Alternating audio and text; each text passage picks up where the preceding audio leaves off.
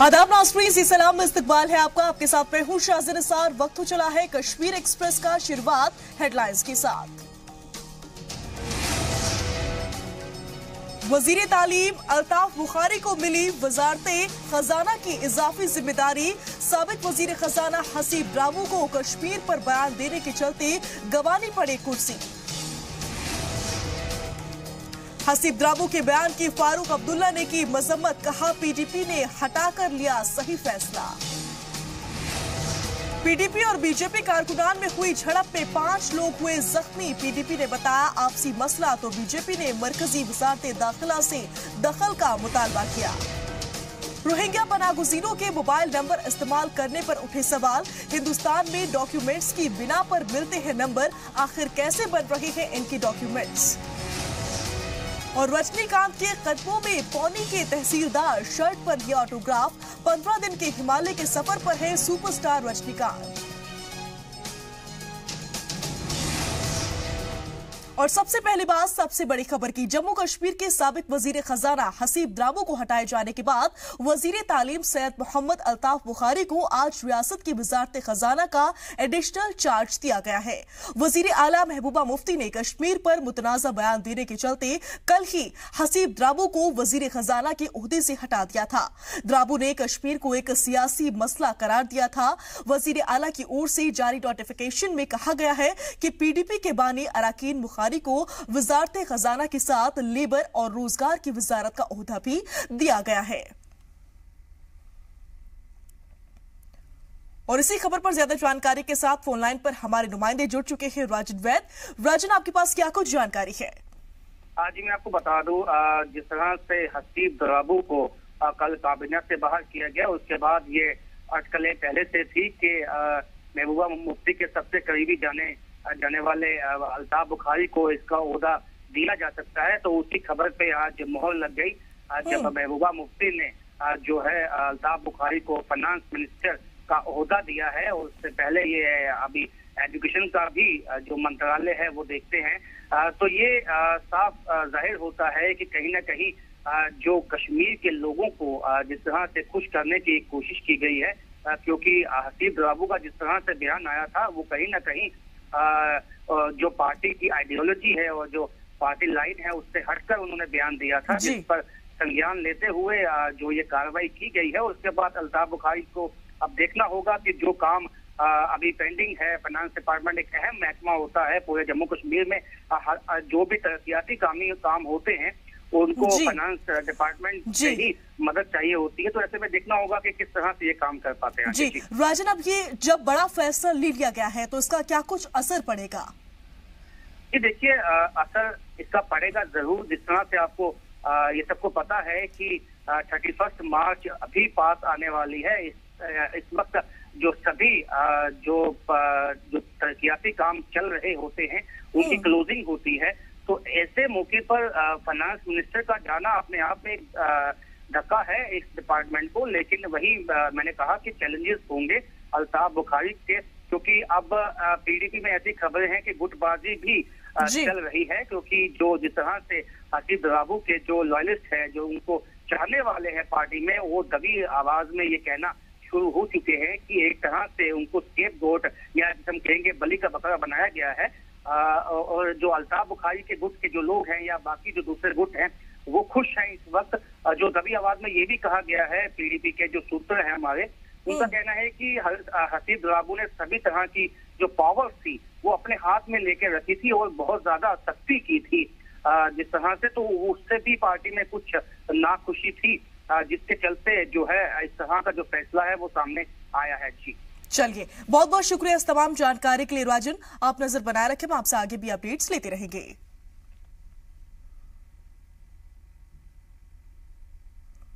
जी हां, साबिक रियासती वजीर खजाना हसीब ड्राबू को ओहदे से हटाए जाने के साबिक वजीर आला और नेशनल कॉन्फ्रेंस के सदर फारूक अब्दुल्ला ने पीडीपी हुकूमत के इस फैसले का खैर मकदम किया है। ये बयान उन्होंने श्रीनगर में दिया, जहां उन्होंने कहा कि पीडीपी का ये फैसला सही है और पार्टी ने सही पहल की है। गौरतलब है कि हसीब ड्राबू ने अपने बयान में कश्मीर मसले को सियासी नहीं बल्कि समाजी मुद्दा बताया था। पार्टी का फैसला है उनका, इसमें फारूक अब्दुल्ला क्या कह सकता है। ज़रूर जो उनने बयान दिया था हमने उसकी निंदा की है, पार्टी ने निंदा की है। साखी साहब ने यहाँ प्रेस कॉन्फ्रेंस दी, इसमें उसने कहा था कि ये मसला नहीं है। इस पार्टी ने देखा कि ये मसला है और सारी कश्मीर की रियासत में जितनी भी जमातें हैं उन्होंने इसकी निंदा की, उसके बयान और उसके नतीजों में मुझे दिखता है कि इनने जो GST भी यहाँ लगाया था तो उसका भी इन्हें देखा कि क्या हुआ। सवाल इस बात का है, उन्होंने फैसला किया है और मैं समझता हूँ अच्छा फैसला किया है। वहीं जम्मू कश्मीर के नौशेरा में कई सालों से अलग जिला बनाने की मांग हो रही है। इसी बात को लेकर बीजेपी और PDP में ठनी हुई है। इस बार तो बात इतनी बिगड़ गई कि बीजेपी और PDP के लीडर आपस में भिड़ गए। जम्मू के नौशेरा में हुई इस झड़प में 5 बीजेपी के कारकुनान शदीद तौर पर जख्मी हो गए, जिन्हें इलाज के लिए जम्मू के GMC अस्पताल ले जाया गया। वहीं PDP के भी कुछ लीडर जख्मी हुए हैं, जिन्हें जिला अस्पताल में दाखिल कराया गया है। बीजेपी PDP के कारकुनान के बीच इस तरह की झड़पों से एक बात तो साफ है कि सब कुछ अच्छा नहीं चल रहा है। हमारे साथ है बीजेपी के वर्कर्स, जिनका इल्जाम है कि PDP के वर्करों ने खास तौर पे जो है हमला किया इनके ऊपर। क्यों किया PDP के वर्कर्स ने हमला? हमारी जो नौशहरा में 28 दिन से डिस्ट्रिक्ट के लिए जो नौशहरा बंद कर रखा था हमने, और ये जो बंद करके जो प्रोग्राम था वो व्यापार मंडल का था, सुभाष चंद्र कपूर जो और जगदीश शानी जी का, और हम ये व्यापार मंडल के बैनर थले नीचे काम कर रहे थे। और आस्ता आस्ता ये PDP की वहाँ पर सियासत चलना शुरू होगी, सिर्फ एक ही जो हमारे नौशहरा के ऑनरेबल MLA उनको बदनाम करने की, उनको डाउन करने की, और एक ही सियासत वहाँ पे स्टेज में चलने लगी। व्यापार मंडल भी पीछे हो गया, सब पीछे हो गए, सिर्फ उनकी PDP की सियासत। आजकल तो इन्होंने बिल्कुल हद ही कर दी कि जो भी अटैक करना है लोगों का ये डिस्ट्रिक्ट से कोई लेना देना मतलब नहीं है कि रविंदर रैना को कैसे बदनाम करना है नौशहरा के अंदर। भाई यही प्रोग्राम है। आज तो इन्होंने ऐसा बकवास शुरू कर दिया जो। लेकिन PDP के वर्कर ऐसा क्यों चाहेंगे, क्योंकि इस पार्टी में दोनों सरकार में हैं BJP PDP। लेकिन यहाँ पे सरकार में वहाँ पे इतने को बदमाश लोग हैं, उसके बाद 2-4 लोग तो ऐसे हैं जिनको वो शराब पी के वहाँ पे चढ़ा देते हैं स्टेज के ऊपर, वो फिर बकवास करना शुरू कर देते हैं। उनका कोई डिस्ट्रिक्ट से कोई मतलब नहीं है, सिर्फ ये है कि रविंदर रैना को कैसे नौशहरे में बदनाम करना बस। हमारे साथ सीनियर PDP लीडर हैं पारिस साहब, जिस तरह से बीजेपी वर्कर्स ने ये इल्ज़ाम लगाया है कि PDP के जो वर्कर्स हैं उन्होंने BJP के वर्कर्स के ऊपर हमला किया और उनको ज़ख्मी किया, इन इल्ज़ाम को कैसे देखते हैं? देखिए, जमहूरियत में ऐसी चीज़ें छोटी छोटे मसले तो डिसएग्रीमेंट्स होते हैं, लेकिन वो जो नौशहरा का मसला है वहाँ पे कई लोगों की डिफरेंट इलाकों में डिफरेंट डिमांड्स है, चाहे वो ADC ऑफिस चाहते हैं या कोई तरीके, हर चीज़ का जो भी वहाँ के डिमांड हो लेजिटिमेट तरीके में। तो बात PDP BJP की नहीं है, वी आर इन अलायंस, और ऐसे इक्का दुक्का इश्यूज से कोई मेजर डिफरेंसेस नहीं आती है। We will sort it out with the amicably with the people and we will find out whatever is reasonable should be done. Sir, लेकिन वहाँ के MLA जो रविंदर रैना, उनका कहना है कि उनको टारगेट इसलिए किया गया है क्योंकि असेंबली सेशन के दौरान उन्होंने खुल के भारत माता की जय बोली और सैनिकों के पक्ष में बोला, इसलिए कुछ ताकतें ऐसी हैं PDP के अंदर, वो चाहती नहीं हैं कि उनकी आवाज़ वो बुलंद हो। नहीं, हम लोग भी तो कहते हैं, ऐसी कौन सी बात है, हम भी तो मतलब we are also a nationalistic force, we are also a mainstream political party, so we have been fighting more strongly, we have been facing more challenges. तो हमारे वर्कर मर रहे हैं, हम लोग सख्ती देखते हैं, हम लोग कश्मीर में वायलेंस देखते हैं, बॉर्डर पे शेलिंग देखते हैं, तो ऐसी बात नहीं है। जो राणा जी का कहना है वो अपनी जगह ठीक कहते होंगे, लेकिन जो लोग PDP के साथ चलते हैं तो वो थोड़ी ऐसा है कि वो किसी दूसरी थॉट के हैं। They believe in the country, they have firm belief and that's why we are together in alliance. But ऐसे इश्यूज़ होते रहते हैं, देखिए कॉन्स्टिट्यूंसी इश्यूज़ होते रहते हैं, डिसएग्रीमेंट्स हो सकते हैं छोटे मोटे, वो तरीके में सॉर्ट आउट हो जाएंगे। सर, छोटे मोटे डिसएग्रीमेंट्स को अगर टाइमली अगर ठीक कर लिया जाए ठीक रहता है, नहीं तो आपको लगता है कि एक बड़ा इशू बन सकता है? क्योंकि जिस तरह से रविंदर रैना ने ये भी कहा है, इस बात को लेकर वो गृह मंत्री से बात करेंगे, तो आप क्या सोचते हैं? नहीं, अब ठीक है, अब तहसील के इशू पे थोड़ी गृह मंत्री का मिसाल, ये मुद्दे तो मतलब बहुत एडमिनिस्ट्रेटिव इश्यूज़ है ना, तो इस पे हम लोग समझ सकते हैं कि जो BJP की यहाँ के भी लीडरशिप है, खुद रविंदर रैना साहब वो भी तो एक इलेक्टेड लीडर है, और जो हमारे वहाँ पे MLC साहब है, तो एक स्टेज पे लोग बात कर लेंगे और they will find out what ever is right administratively, that should be done and also politically. और अब आइए सुनते हैं पूरे मसले पर क्या कहा खुद रविंद्र रैना ने। जख्मी होके आए आपके जो कार्यकर्ता आए, उन्होंने कहा कि अब ये जो तल्खी है आगे बढ़ेगी। देखिए, हम कानून में विश्वास रखने वाले लोग हैं, हम कानून का पालन करने वाले लोग हैं, हम भारतीय जनता पार्टी के लोग हैं जो भारत माता के सच्चे सेवक और देशभक्त लोग हैं। आपको क्या लगता है कि पीडीपी आला कमान भी इसमें शामिल है या ये सिर्फ नौशहरा के जो पीडीपी जो विंग है उन्हीं का ही किया गया है? मैंने कहा इस वक्त राजनीति करने का, राजनीतिक टिप्पणी करने का वक्त नहीं है। पुलिस सारे मामले की जांच कर रही है। मेरे को लगता गंभीर मसला है क्योंकि बीजेपी और पीडीपी गठबंधन में है, ऐसे में इस तरह का वाकया कितना गंभीर मसला? देखिए, मामला तो गंभीर है, इसमें कोई दो राय नहीं, और इस मामले में बहुत सारी साजिशें चल रही हैं, और मैं इस साजिश के पीछे मैं समझता हूं कि इसके तार कहीं ना कहीं पाकिस्तान से भी जुड़े होंगे, अलगाववादियों, हुर्रियत वालों के साथ भी जुड़े हैं, कश्मीर घाटी तक जुड़े होंगे। क्योंकि जो आपने शुरू में बात कही कि जब से मैं एमएलए बना हूं, मैंने पाकिस्तान हो, आतंकवादी हो, अलगाववादी हो, इनकी मैंने बड़ी अच्छी खबर ली है, हमेशा खाल उतारी है इन सब की मैंने, हमेशा ही, चाहे वो श्रीनगर रहा हो या जम्मू रहा हो। देश के दुश्मन लोगों को मैंने हमेशा नहीं बख्शा है, और उसके चलते कहीं ना कहीं एक बड़ी साजिश की गई है। और मेरे को इसमें भी डाउट है कि इसमें पूरा मेरे को शक है कि इस साजिश के लिंक जो हैं कहीं ना कहीं इस्लामाबाद, लाहौर और कराची में भी इसके तार जुड़े होंगे। आपने जो बात कही वो बहुत गंभीर है कि पाकिस्तान का हाथ है इसमें। ऐसे में किस तरह की इसमें जांच की मांग करते हैं ताकि जो सच्चाई है वो सामने आ सके?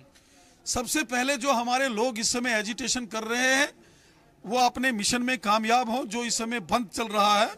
क्या पुलिस ने केस दर्ज किया है? किन दफाओं में किया है? क्या जानकारी है? तुरंत बाद इस सारे घटनाक्रम के बाद मैं देश के माननीय गृह मंत्री राजनाथ सिंह जी और देश के माननीय प्रधानमंत्री जी, उनसे बात करूंगा। मेरी 2 दिन पहले देश के माननीय गृह मंत्री राजनाथ सिंह जी से बात हुई थी, और मैं दोबारा माननीय गृह मंत्री जी से बात करूंगा, और जरूरत पड़ी तो माननीय प्रधानमंत्री जी और राष्ट्रीय सुरक्षा सलाहकार अजीत डोभाल जी से भी मैं बात करूंगा, और छोड़ेंगे नहीं।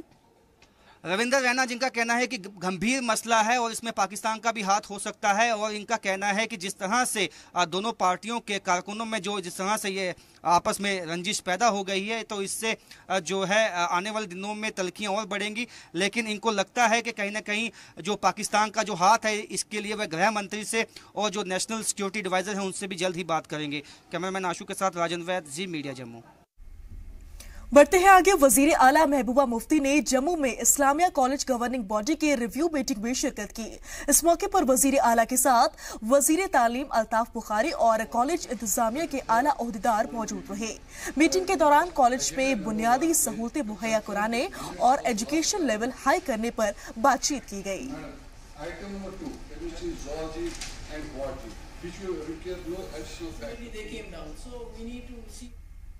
उधर आरटीआई एक्टिविस्ट रोहित चौधरी के ही एक दूसरे आरटीआई के जरिए एक और चौंकाने वाला इंकशाफ हुआ है। रोहित चौधरी ने जम्मू में रोहिंग्या की तादाद के बारे में सवाल किया था। उसी के जवाब में कहा गया है कि जम्मू में इनकी तादाद 198 है, लेकिन इसी से जुड़ा दूसरा हैरान कर देने वाला जवाब आया है। दरअसल जवाब के डॉक्यूमेंट्स में रोहिंग्या की तादाद के आगे उनके पास मौजूद मोबाइल नंबर भी दिए गए हैं।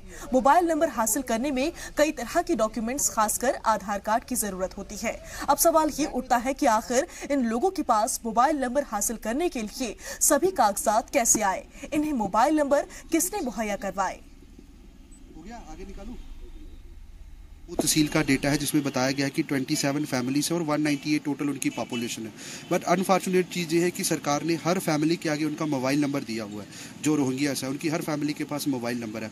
आज किसी इंडियन सिटीजन को अगर सिम कार्ड लेना तो उसको बहुत सारे डॉक्यूमेंट्स की ज़रूरत है। इवन आधार कार्ड जो है वो मैंडेटरी कर दिया गया है, लिंक करवाना सिम कार्ड के साथ। इन लोगों के पास ये जो डेटा, जो मोबाइल नंबर है, ये कैसे आए? ये 2 चीज़ों से हो सकते हैं। या तो किसी लोकल ने इनको प्रोवाइड कराया, यहाँ वो फेक डॉक्यूमेंट्स के ऊपर लिए गए। ये रोहिंग्या रिफ्यूजियों को यहाँ से हटाने की जब बात कर रहे हैं, बयानबाजी हो रही है। बयानबाजी नहीं हो रही है। केंद्र सरकार इसके लिए बहुत चिंतित है। केंद्र सरकार इसके लिए कार्रवाई भी कर रही है और इन लोगों को देश से निकालने की कार्रवाई चल रही है। लेकिन जम्मू से इनको मैं कहता हूं कि जल्दी से जल्दी निकाला जाना चाहिए, और इससे पहले कि अगर इनको निकालने में देरी हो रही है तो इनको इकट्ठा करके एक जगह पर रखना चाहिए ताकि ये गलत एक्टिविटीज में ना शामिल हो सके। खासकर मोबाइल के जरिए, आजकल सोशल मीडिया का जमाना है, इंटरनेट का जमाना है। आप मोबाइल का दुरुपयोग करके, सोशल मीडिया का दुरुपयोग करके कोई इंफॉर्मेशन कहीं पे भी पहुंचा सकते हैं। तो सुरक्षा की नजर से, एक सुरक्षा विषय के होने की नजर से मुझे लगता है कि ये एक इसके खिलाफ सख्त सख्त कार्रवाई होनी चाहिए और खासकर ये पता लगाना चाहिए कि इन लोगों को मोबाइल मिले कैसे हैं। देखिए, इनके बारे में ये कहा जाता है कि बहुत सारे क्रिमिनल केसेस भी इनके खिलाफ हैं और नशीली दवाओं के कारोबार में ये लोग मुलविस हैं और लिंक्स इनके आतंकवादी संगठनों के साथ हैं। और सुंजुआ टेरर अटैक जो आर्मी कैंप के ऊपर हुआ उसमें इनका हाथ बताया जा रहा है। असेंबली के अंदर स्पीकर ने इस बात को तस्लीम किया कि इनका जो है हाथ जो है सुंजुआ टेरर अटैक में होने की पूरी संभावना है। सिविल सोसाइटी जो है, यहाँ के युवा जो है, यहाँ के विद्यार्थी जो हैं वो जो है इसकी मांग भी कर रहे हैं और आए दिन इसके खिलाफ प्रदर्शन भी हो रहे हैं, जिसका कड़ा संज्ञान जो है यहाँ की सरकार को और दिल्ली की सरकार को लेना होगा।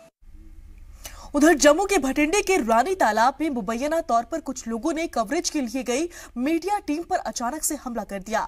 हमले में एक टीवी चैनल के सहाफी समेत 3 लोग जख्मी हो गए हैं। इनमें आरटीआई एक्टिविस्ट भी शामिल है। जख्मी लोगों ने हमले के पीछे रोहिंग्याओं पर शक जताया है, लेकिन एसएसपी विवेक गुप्ता के मुताबिक हमले के पीछे रोहिंग्याओं का नहीं बल्कि मकामी लोगों का हाथ है, जिन्हें गिरफ्तार कर पूछताछ की जा रही है। सहाफियों ने त्रिकुटा नगर थाने में एक शिकायत दर्ज कर दी है। पुलिस मामले की जांच कर रही है। आज दोपहर हमें एक इन्फॉर्मेशन मिली है, कंप्लेंट मिली है कि कुछ जर्नलिस्ट जो एक स्टोरी कवर कर रहे थे तो वहाँ पे उनके साथ सफल हुआ है, लोगों का झगड़ा हुआ है। तो उसके इंस्टेंट पे हमने उस कंप्लेंट के बिना पे हमने we have registered the FIR and apprehended the accused. इस सिलसिले में हमने 2 लोकल लड़के जो इसमें एक्यूज्ड हैं उनको अरेस्ट किया है, जिनमें एक का नाम मोहम्मद अशरफ है और दूसरे का नाम शेर मोहम्मद है। In the instant phase as the investigation comes out they have not been attacked by the Rohingyas. I should be very clear on it, but however I cannot conclusively say what were the reasons behind the attack just now, but Rohingyas ने इन पे अभी land नहीं किया है। 2 local लड़के हैं। जी हां, जम्मू के भटिंडे के रानी तालाब में मुबैना तौर पर कुछ लोगों ने कवरेज के लिए गई मीडिया टीम पर अचानक से हमला कर दिया। हमले में एक टीवी चैनल के सहाफी समेत 3 लोग जख्मी हो गए हैं। इनमें आरटीआई एक्टिविस्ट भी शामिल है। जख्मी लोगों ने हमले के पीछे रोहिंग्याओं पर शक जाहिर किया है, लेकिन एसएसपी विवेक गुप्ता के मुताबिक हमले के पीछे रोहिंग्याओं का नहीं बल्कि मकामी लोगों का हाथ है, जिन्हें गिरफ्तार कर पूछताछ की जा रही है। और इसी खबर पर ज्यादा जानकारी के साथ हमारे नुमाइंदे फोन लाइन पर जुड़ चुके हैं राजन वैद। राजन, आपके पास ताजा जानकारी क्या कुछ है? जी मैं आपको बता दूं, जिस तरह से हमने भी ये स्टोरी अभी दिखाई कि जिस तरह से ये रोहिंग्या जो हैं ये मोबाइल फोन लेने में और मोबाइल सिम लेने में कामयाब हो गए, उसी स्टोरी को कवर करने के लिए जो रोहिंग्या बस्ती है जम्मू में, वहाँ पे ये जो जर्नलिस्ट हैं वो गए थे। 3 चैनल के जो रिपोर्टर्स और उनकी कैमरा जो टीम थी वो गई थी। तो वहाँ पे जब ये कवर कर रहे थे कुछ मकामी लोग आ गए और उन्होंने गाली गलौज शुरू किया, जिस तरह से इनका कहना है। और उसके बाद एक गाड़ी जिनमें ये आए थे उसी में से लोहे की रोड और जो लाठियां लेकर इन पे हमला किया, जिसके बाद जो आसपास के लोग थे वो भी इकट्ठे हो गए इनके मुताबिक और इनको पीटा। पुलिस में राजन, अब तक क्या कुछ साफ हो पाया है? ये लोग कौन थे? ये मकामी लोग थे या फिर रोहिंग्या? ये देखिए, जो बात निकल के सामने आई है उसके मुताबिक ये रोहिंग्या के समर्थक हैं और ये एक लैंड माफिया का एक हिस्सा हैं, जिन्होंने अपनी वहाँ जमीन पर रोहिंग्या को बसाया है और ये नहीं चाहते थे कि रोहिंग्या के ऊपर मीडिया स्टोरी करे, क्योंकि एक तरह से एक माहौल बन चुका है जम्मू में और एक मांग उठी है पिछले कुछ दिनों में कि रोहिंग्या को डिपोर्ट किया जाए। काफी क्रिमिनल एक्टिविटीज में इनकी जो है ये मुलविस पाए गए हैं, पुलिस ने भी ये माना है। और इस पे जिस तरह से सिमकार भी इनको मिले तो लगातार जो मीडिया का आना जाना था इनके इलाकों में वो बढ़ चुका था। तो इस तरह से लैंड माफिया को भी थ्रेट लगा कि ये अगर ये इसी तरह से दिखाएंगे तो एक दिन सरकार को मजबूर होना पड़ेगा, तो उसके लिए इन्होंने इस तरह का अटैक किया है। राजन, अभी इस मामले पर पुलिस का क्या कुछ कहना है और करना है?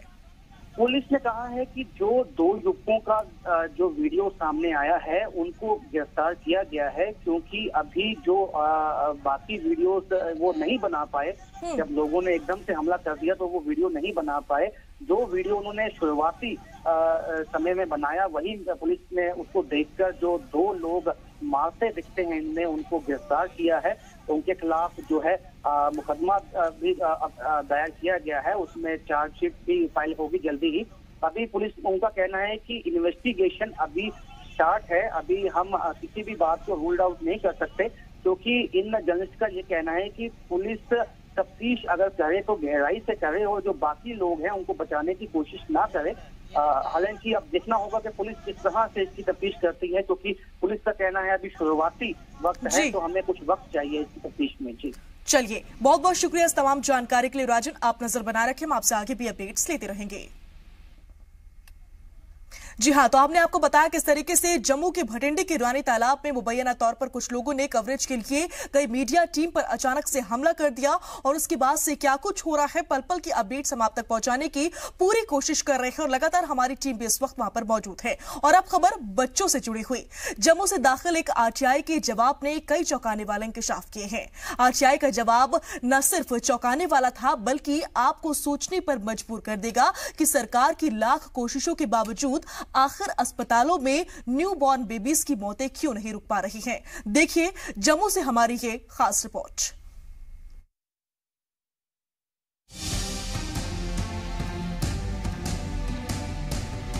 हमारे मुल्क में शुरू से ही इन्फेंट मोर्टेलिटी रेट के आदाद-ओ-शुमार सरदर्द बने हुए हैं। दुनिया देखने से पहले ही बच्चे दुनिया को अलविदा कह जाते हैं। माएं अपनी ममता न्यौछावर करें, उसके पहले ही उजड़ रही हैं उनकी गोदें। सरकार की तमाम कोशिशों के बावजूद बच्चों की बेवक्त मौतें अफसोसनाक हैं। सरकार की जानिब से बच्चों की मौतों को रोकने के लिए तमाम तरह की कोशिशें जारी हैं। लाखों और करोड़ों रुपए अस्पतालों की बेहतरी के लिए खर्च किए जा रहे हैं। बावजूद इसके जम्मू के आरटीआई एक्टिविस्ट रोहित चौधरी की तरफ से दाखिल आरटीआई के जवाब में जो जानकारी दी गई वो चौंकाने वाली है। इस जवाब के मुताबिक जम्मू के SMGS अस्पताल में पिछले 15 सालों में 11,000 बच्चों ने अपनी जान गंवाई है। पूरी रियासत की बात करें तो सिर्फ बीते 3 सालों में 5,900 बच्चों की मौत हुई है। जम्मू कश्मीर में मौजूदा इन्फेंट मोर्टेलिटी रेट 1,000 पर 26 है, जबकि 2013 में ये 37 और 2007 में 51 थी। देखिए बहुत मतलब सीरियस बात है कि एक हॉस्पिटल के अंदर ही 15 साल में 11,000 के करीब जो है वो बच्चों एक्सपायर हो जाते हैं बच्चे। तो ये कहीं ना कहीं खामी है हमारे हेल्थ सिस्टम के अंदर, क्योंकि जो SMGS हॉस्पिटल है, जो लाइफलाइन हॉस्पिटल है जम्मू रीजन का, चाहे पुंछ, कठुआ, जहाँ RSपुरा हो, सारे लोग इलाज के लिए यहाँ पे आते हैं, क्योंकि जो बाकी हॉस्पिटल है वो जस्ट एक रेफर का काम करते हैं। गवर्नमेंट को यहाँ पे जो है अच्छी सुविधा देनी चाहिए, ताकि जो ये नंबर है, डेटा जो है, इसको कम कर सकें और अच्छे जो इलाज है वो लोगों को मिल सके। मैंने ये भी पूछा कि जो टॉप 5 रीजन है, डॉक्यूमेंट आपके पास अवेलेबल है, उस पे 5 टॉप रीजन बताए हैं। वो एक तरह के इन्फेक्शंस हैं जिनसे ज्यादातर बच्चों की जो है वो मौत हुई है। गुज़िश्ता साल Jammu Kashmir national health mission की पूरे मुल्क में तारीफ हुई थी और इंदौर में हुए एक प्रोग्राम में रियासत को एजाज से भी नवाजा गया था। लेकिन अब भी काफी सुधार लाने की जरूरत है, क्योंकि सिर्फ SMGS अस्पताल के पिछले कई सालों के रिकॉर्ड पर नजर डालें तो साल 2010 में अस्पताल में 883 बच्चों ने दम तोड़ा, साल 2012 में 843 और साल 2013 में 843 बच्चों की जान गई। हालांकि सरकार की कोशिशों के बाद से इन आदाद-ओ-शुमार की तस्वीरें बदली हैं, लेकिन अभी भी सब कुछ ठीक नहीं कहा जा सकता। इसलिए आम शहरी भी सरकार से नाराज है। आम आदमी है, हमने तो गवर्नमेंट हॉस्पिटल में ही जाना है, तो ठीक है, अगर वहाँ पे इंफ्रास्ट्रक्चर अच्छा नहीं है तो गवर्नमेंट को चाहिए कि इंफ्रास्ट्रक्चर बढ़िया करे, कल को हम अपने फ्यूचर में हम हॉस्पिटल में जा सकें, ना कि ये पहले से बेकार कर दें। सरकारी जो तंत्र था वो कहीं ना कहीं नालायक सिद्ध हुआ है। इतनी पॉलिसीज, जो इतनी स्कीमें इन्होंने नवजात शिशुओं के लिए बनाई हुई है, आपने देखा अभी रिसेंटली एक पॉलिसी बनाई, इंद्रधनुष नाम से भी इन्होंने बनाई है। कई पॉलिसी जिसके तहत नवजात शिशुओं के पोषण के लिए लाखों रुपया सरकार खर्च करती है, परंतु पिछले 15 साल में जो एक RTI के तहत एक जो खुलासा हुआ है, जो जम्मू कश्मीर के भविष्य को लेकर भी चिंता है और आम लोग किस तरह से सरकारी हॉस्पिटल में अपने नवजात शिशुओं को लेकर जाएंगे, क्योंकि जहां पे भरोसा नहीं कि उनकी ज़िंदगी के साथ कैसा खिलवाड़ किया जाएगा। और कई आंचल ऐसे हैं, कई गोदें ऐसी हैं जो इस सरकारी तंत्र की वजह से सुन्नी हो चुकी हैं। जी सलाम ने बच्चों की मौतों की वजह जानने के लिए SMGS अस्पताल के पीडियाट्रिक्स डिपार्टमेंट के HOD डॉक्टर सैनी से बातचीत की। डॉक्टर सैनी के मुताबिक सबसे ज्यादा मौतें 0 से 7 दिन के बच्चों की हो रही हैं। इन मौतों की सबसे बड़ी वजह सेप्टिसीमिया है। आसान लफ्जों में समझे तो सेप्टिसीमिया उन बच्चों को अपना शिकार बनाती है जिन्हें जन्म के वक्त माँ का दूध नहीं पिलाया जाता। बाहर के दूध या शहद के इन्फेक्शन का खतरा होता है। इसके अलावा साफ सफाई की कमी भी इस इन्फेक्शन को फरोग देती है। जन्म के वक्त ही अहले खाना का बच्चे को घेर लेना भी उनके लिए खतरनाक साबित होता है। डॉक्टर सैनी ने कहा कि बच्चों की मौत रोकने के लिए हामला खातून का रेगुलर चेकअप भी जरूरी है। की वजूहत जो है ज़्यादा से डेथ जो है वो लेस देन 1 मंथ है, उसमें भी 0 to 7 डेज़ के अंदर ज़्यादा डेथ्स पाई जाती हैं। तो उसकी वजूहत सबसे इम्पॉर्टेंट जो वजूहत है उसमें सेप्टिसीमिया, और बच्चा जब पैदा होते रोता नहीं है। तो सेप्टिसीमिया क्यों होता है, इसके ऊपर गौर करने की बात है।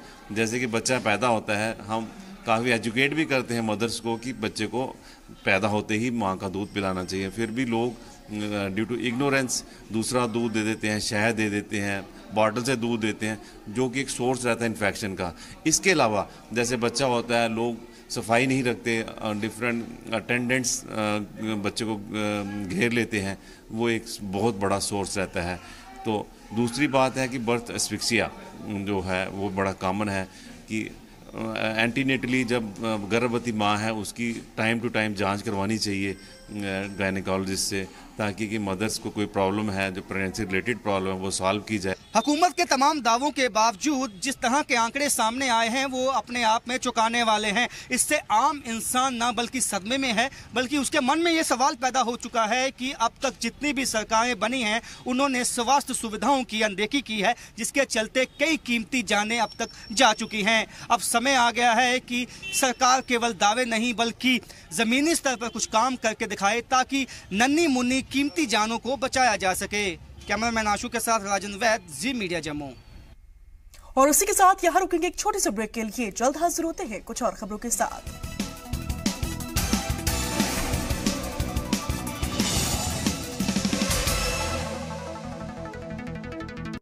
ब्रेक के बाद एक बार फिर से आप सभी का इस्तकबाल है। खबरों के सिलसिले में आगे बढ़ते हैं। इन दिनों हिमालय के सफर पर निकले रजनीकांत की कुछ तस्वीरें सोशल मीडिया पर शेयर की जा रही हैं।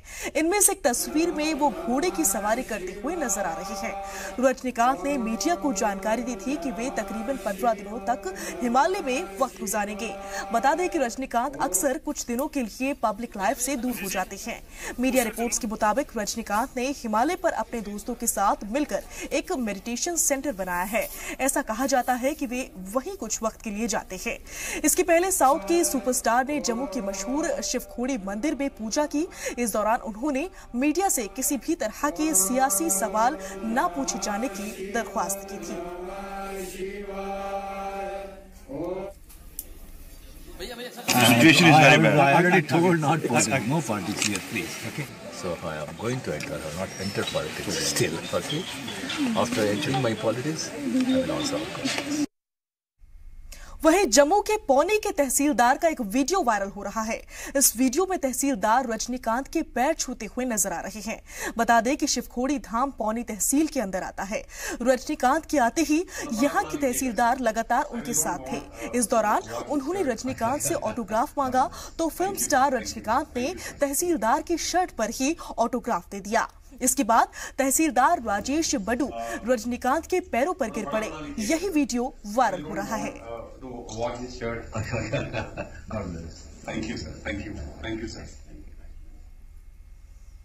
बढ़ते हैं आगे। वहीं कश्मीर में हालातों का जायजा लेने के बाद इंतजामिया के हुक्म के बाद आज वादी में तालीमी इदारे खुले। आपको बता दें कि हुकूमत ने डिप्टी कमिश्नर को हुक्म दिया था कि वो इलाके के हालातों का जायजा लेने के बाद खुद तालीमी इदारे को खोलने का हुक्म दे। डिविजनल कमिश्नर और डिप्टी कमिश्नर ने हालातों का जायजा लेने के बाद तालीमी इदारों को मंगलवार को खोलने का हुक्म दिया था। वाज़ेह हो कि अनंतनाग जिले में 3 मिलिटेंट के मारे जाने के बाद इंतजामिया ने तालीमी इदारे बंद करने का हुक्म दिया था। जी आज स्कूल्स खुल गए, कल न्यूज़ आई थी कि स्कूल्स बंद है और कल हमें न्यूज़ आई कि एग्ज़ाम है, तो बहुत टेंशन था। और फिर आज सुबह पता चला कि स्कूल्स खुल गए हैं। तो हम बहुत खुश हैं और आज से हमारा एग्ज़ाम स्टार्ट हो रहे हैं। हम बहुत खुश हैं कि हमें आज स्कूल जाना है, कि हमारे एग्ज़ाम्स भी स्टार्ट हो रहे हैं यूनिट फर्स्ट के असाइनमेंट 1। मैं बहुत खुश हूँ क्योंकि हमें हड़ताल बहुत जल्दी हो जाता है। कल कह रहे थे सारे हड़ताल हो गया, मगर मैं बहुत खुश हूँ आज हमारे एग्ज़ाम है और हम स्कूल जा पा रहे हैं। उससे हमारा टाइम वेस्ट हो जाता है ये हड़ताल होने की वजह से। तो मैं यही कहना चाहती हूँ कि हड़ताल ज़्यादा मत करवाइए। तो वहीं साबिक वजीर और जेकेपीसीसी के जनरल सेक्रेटरी अब्दुल मजीद वानी ने मौजूदा हुकूमत पर हमला बोलते हुए कहा कि रियासती हुकूमत जम्मू कश्मीर में हर मोर्चे पर नाकाम रही है। डोडा में एक प्रेस कॉन्फ्रेंस का खिताब करते हुए कहा कि हुकूमत में खास ओहदों पर बैठे हुक्मरान आसिफा रेप और मर्डर केस जैसे मुद्दों पर सियासत कर रही है। पीडीपी और बीजेपी के लीडरान इस पर एक्शन लेने के बजाय सियासत कर रही है। इस मौके पर हसीब द्राबू के स्टेटमेंट पर अब्दुल मजीद वानी ने कहा कि इससे हुकूमत की कश्मीर को लेकर पॉलिसी जाहिर होती है कि कश्मीर में अमन बहाली को लेकर वो कोई कदम नहीं उठा रही है।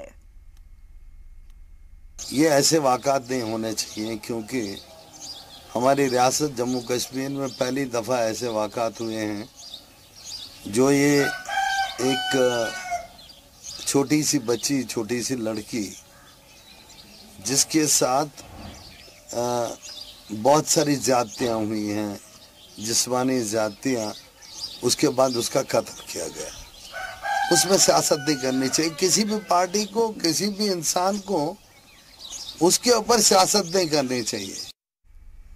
उधर कश्मीर के सेंट्रल जेल में पीर को एनआईए की रेड में बरामद सामान के बाद रियासत की सियासत और कानूनी निजाम पर सवाल उठने लगे हैं। मिलिटेंट को सहूलियात मुहैया कराने और सिक्योरिटी से खिलवाड़ को लेकर पैंथर्स पार्टी ने जम्मू में जोरदार एहतजाज किया। पार्टी ने इल्जाम लगाते हुए कहा कि बिना रियासती हुकूमत की मिली भगत के ये नहीं हो सकता। पार्टी के लीडर हर्षदेव सिंह ने कहा कि जिस तरह से एक बार फिर एक मिलिटेंट के जनाजे में इतने लोग शामिल हुए वो बेहद अफसोसनाक है। साथ ही हुकूमत की नीयत पर सवाल उठाते हुए कहा कि क्यों हुकूमत इनके खिलाफ एक्शन नहीं ले रही है। साथ ही डॉक्टर हसीब द्राबू को कश्मीर पर दिए बयान के बाद काबीना से बाहर निकाले जाने पर हर्षदेव सिंह ने कहा कि पीडीपी ने साफ कर दिया है कि वो हुर्रियत का एजेंडा नहीं छोड़ेंगे और कहा कि बीजेपी इसमें बराबर की शरीक है। एनआईए के रेड के दौरान दर्जनों मोबाइल फोन जो है वो जेल से बरामद किए गए, हिजबुल मुजाहिदीन के पोस्टर बरामद किए गए, पाकिस्तान के झंडे बरामद किए गए और बहुत सारा डाटा जो हार्डवेयर की शक्ल में वहां मौजूद था वो जो है वो ट्रेस किया है।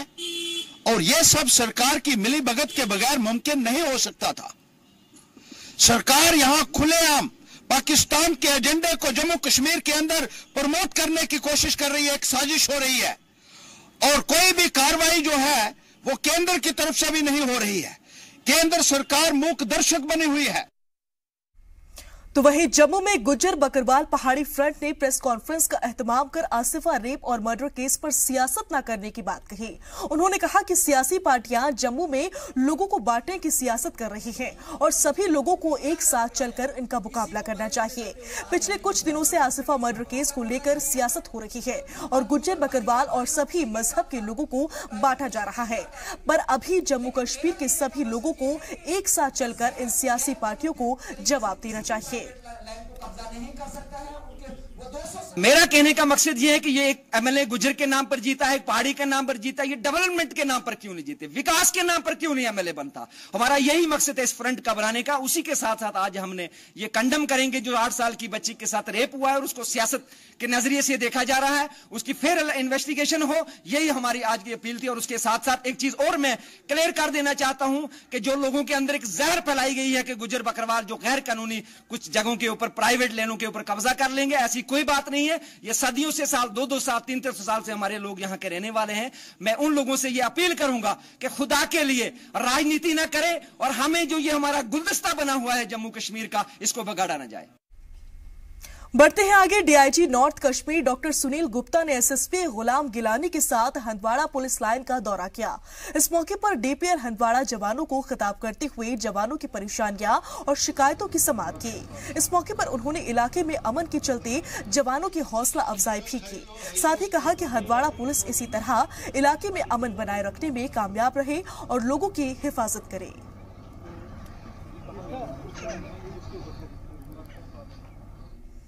वहीं पुंछ में एक समाजी तंजीम ने बेतार नाला पुल के खराब हालात को लेकर महकमाए पीडब्ल्यूडी और रियासती हुकूमत को जिम्मेदार ठहराते हुए एहतजाज किया। तंजीम ने इंतजामिया से पुल की जल्द से जल्द मरम्मत कराने का मुतालबा किया और साथ में नए पुल का मुतालबा भी किया। तंजीम के कारकुनान का कहना है कि पुल पुंछ शहर के साथ कई गांवों के लोगों को भी जोड़ता है। इस मौके पर एहतजाजियों ने मजीद कहा कि पुल के हालात सबसे ज्यादा ट्रैक्टर की वजह से खराब हुए हैं। उन्होंने सड़कों पर ट्रैक्टर को रोकने का मुतालबा किया। हुकूमत से इस मसले को संजीदगी से लेने का मुतालबा किया गया।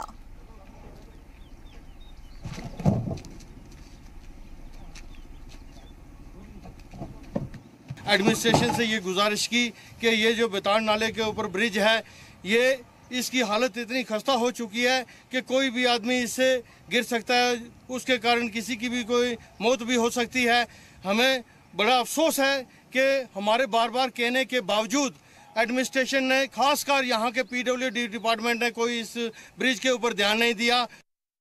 हमारी ये मांग है कि इस पुल को डबल किया जाए और बाकी जो ट्रैक्टर वालों पर है ऐसा कानून का पालन करें ताकि पुल जो हमारा बच सके। ये पुल सरकार का नहीं है, ये पुल पुंछ वासियों का पुल है। हमें को इस पुल से इतना फायदा होगा कि जो हमारे गांव के बच्चे थे जो पढ़ने के लिए यहाँ नहीं आ सकते थे बता की वजह से, वो पढ़ रहे हैं। गाँव हमारा दिन ब दिन तरक्की कर रहे हैं, लेकिन ये पुल जो है आज बस से पत्थर की हालत हो रही है। और इसी के साथ यहाँ रुकेंगे एक छोटे से ब्रेक के लिए। जल्द हाजिर होते हैं कुछ और खबरों के साथ।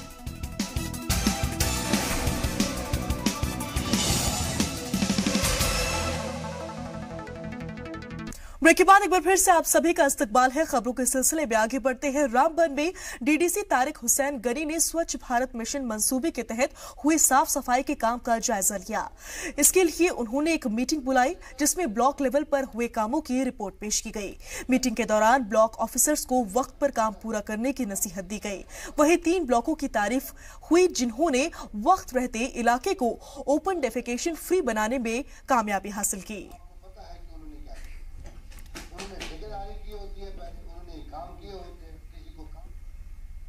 तो वहीं जम्मू कश्मीर पुलिस की जानिब से सिविक एक्शन प्रोग्राम के तहत भदरवा में स्पोर्ट्स फेस्ट का इनेकाद किया गया। इस दौरान जिला सतही खेलों में अच्छी कारकर्दगी दिखाने वाले खिलाड़ियों का मुकाबला हुआ। रेंज सतह पर हुआ। अब जीतने वाले खिलाड़ी स्टेट लेवल पर अपने खेल का जौहर दिखाएंगे। ये जो टूर्नामेंट है हमारी जो है रेंज लेवल पे हो रहा है। ये सिविक एक्शन प्रोग्राम होता है जेएंडके पुलिस का, तो रेंज लेवल पे हो रहा है। इसमें 3 डिस्ट्रिक्ट्स की जो है टीमें वो पार्टिसिपेट कर रही हैं, रामबन की हैं, किश्तवाड़ और डोडा की। तो इसके बाद जो टीम इसको जो जीतेगी, जो इसमें हमारे इवेंट्स हैं जैसे फुटबॉल है, इसमें हमारा डिस्कस थ्रो है, 100 मीटर रेस है और शॉट पुट है। तो ये जो आज मैच हो रहे हैं, इनमें से जो टीम जो फाइनल जीतेगी रेंज से सेलेक्ट होकर ये जोन लेवल पे जो है हमारे जो डोडा DKR रेंज को जो रिप्रेजेंट करेगी। तो ये जो मैसेज हमारा इसका यही है कि हम चाहते हैं कि जो बच्चों में जो टैलेंट है उसको हम हंट करें और ताकि ये लोग हैं आने वाले टाइम में जो स्टेट को रिप्रेजेंट कर सकें। बानियाल में, तहसील बानियाल में जो टूर्नामेंट हुआ फुटबॉल का उसमें जीते। फिर डिस्ट्रिक्ट लेवल में रामबन में टूर्नामेंट हुआ है उसमें जीते। और आज ये रेंज लेवल का टूर्नामेंट हुआ है, इसमें पार्टिसिपेट करने का मौका मिला है हमें। हम बहुत शुक्रिया करते हैं पुलिस लाइन को। मैं पहली बार यहाँ पे आई हूँ, लेकिन 9th में शुरू किया खेलना और मैंने डिस्ट्रिक्ट लेवल पे जीता डोडा में 100 मीटर रेस और आज यहाँ पे आई पार्टिसिपेट करने। और सर मुझे बहुत अच्छा लगा यहाँ। अब मैं चाहती हूँ कि मैं यहाँ पे कुछ न कुछ अपने स्कूल का नाम रोशन करूँ और यहाँ से जीत कर ही जाऊँ। उधर जम्मू कश्मीर बैंक में तैनात सिक्योरिटी गार्ड ने आज अनंतनाग में एहतजाज किया। इस मौके पर उनका मुतालबा था कि जम्मू कश्मीर बैंक से उन्हें अच्छी तनख्वाह मिल रही है, लेकिन मुख्तलिफ प्राइवेट सिक्योरिटी कंपनीज उनका इस्तेसाल कर रही है। गार्ड्स ने मांग की है कि उन्हें एजेंसी के बजाय बैंक की जानिब से सिक्योरिटी की नौकरी दी जाए। नहीं चलेगी, तानाशाही नहीं चलेगी, चेयरमैन साहब जिंदाबाद, चेयरमैन साहब जिंदाबाद, आवाज दो, कंपनी को हटा दो, चेक के बैग जिंदाबाद, हटा दो, कंपनी को हटा दो। वहीं पट्टन में महकमाए बागबानी ने मीडिया से खिताब करते हुए फलों को उगाने के बारे में के मफायद के बारे में बताया। इस मौके पर एचडीओ ने बताया कि महकमे के पास कई तरह के फ्रूट्स के पौधे हैं, जिसके लिए बागवानी करने वाले लोगों को आगे आना चाहिए ताकि उनके कारोबार में ज्यादा फायदा हो सके। साथ ही महकमे के अफसरान ने बताया कि हमारे पास मोबाइल सॉइल टेस्टिंग लैब है, जिससे हम मौजूदा जगह पर ही मिट्टी की जांच कर सकते हैं और लोगों को इसका फायदा उठाना चाहिए। अगर आपको अपनी ज़मीन में सॉइल टेस्टिंग करानी है तो आप अपना सैंपल, सॉइल सैंपल यहाँ पे लाइए। और अगर आपको ये पता नहीं कि सॉइल सैंपल कैसे उठाना है, आप एक दिन यहाँ पे आ जाइए, तो हम आपको पूरी डिटेल्स के साथ दिखाएंगे कि ये जो सॉइल सैंपल है ये कैसे उठाना है, फिर हमारे पास इसमें टैगिंग वो कैसे करनी है, फिर यहाँ पे कैसे लाना है। तो हम इसको 2 दिन में उसका रिपोर्ट वापस देंगे और इस रिपोर्ट में पूरी डिटेल्स होगी कि आपको फर्टिलाइज़र किस हिसाब से किस तरह से डालना है।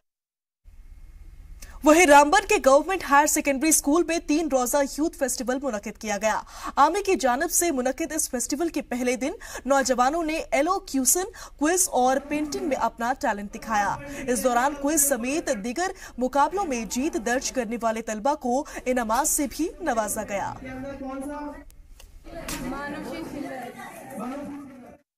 प्रोग्राम किया गया जिसमें मैंने खुद पार्टिसिपेट किया, पेंटिंग में एज वेल एज सिंगिंग में। ऐसे कई सारे प्रोग्राम्स हों। अगले 2 दिनों में और भी प्रोग्राम्स होने हैं जो हमारे रामबन लोकल एरियाज के लिए भी बहुत बेनिफिशियल हैं।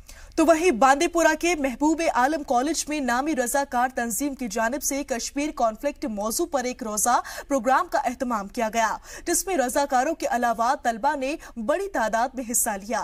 इस मौके पर इस्माइल आशियाना ने कश्मीर मसले पर बात करते हुए कहा कि इस सेमिनार को मुनक्किद करने का मकसद नौजवानों को कश्मीर के असली हकाइक से रूबरू कराना था और साथ में उन नौजवानों को प्लेटफॉर्म मुहैया कराना था जो अच्छे स्पीकर बनना चाहते हैं।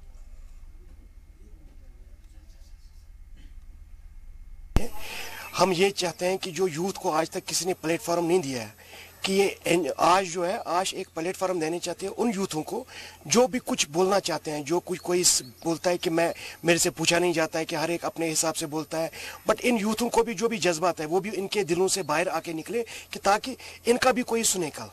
बस यही एक मैसेज है। इस मुझे लगता है बांदीपुर में पहली बार ऐसी तकरीब मुनक्किद की गई जहां स्पीकर्स ने ऑन नॉन पॉलिटिकल बेसिस अपने ढंग से कश्मीर के तनाज़े के मुद्दे बात की और हर एक स्पीकर ने अपने ख्यालात का भरपूर इजहार किया। मैं चाहता हूं कि बांदीपुर में ऐसे प्रोग्राम्स मुस्तकबल में भी हुआ करें ताकि बांदीपुर के जो लोग हैं या बांदीपुर या दीगर इलाके जो कश्मीर हैं वो अच्छे ख्यालात से आशना हो जाएंगे, आगाह हो जाएंगे। ऐसे प्रोग्राम्स की बहुत बड़ी ज़रूरत है। वहीं इलाके में बढ़ रही मुजरिमाना वारदात पर लगाम लगाने को लेकर किश्तवाड़ की ट्रेडर्स एसोसिएशन ने एसएसपी अबरार चौधरी और डीडीसी अंग्रेज सिंह राणा से मुलाकात की। इस मौके पर उन्होंने इश्तियाक अहमद डार की मौत की फौरी जांच का मुतालबा किया। साथ ही इलाके में गलियों में स्ट्रीट लाइट लगाने और कुछ को सही करने के साथ सीसीटीवी कैमरा लगाने के मुतालबा किया। साथ ही पुलिस टीम की रात में पेट्रोलिंग का भी मुतालबा किया गया ताकि वारदातों पर लगाम लग सके। इसके साथ एरिया में जुए के अड्डों पर लगाम लगाने की भी मुतालबा किया गया। एसोसिएशन के मुतालबात की समाअत के बाद एसोसिएशन के लोगों को इंतजामिया के अफसरान ने यकीन दहानी कराई और जरूरी महकमों को हुक्म दिया गया।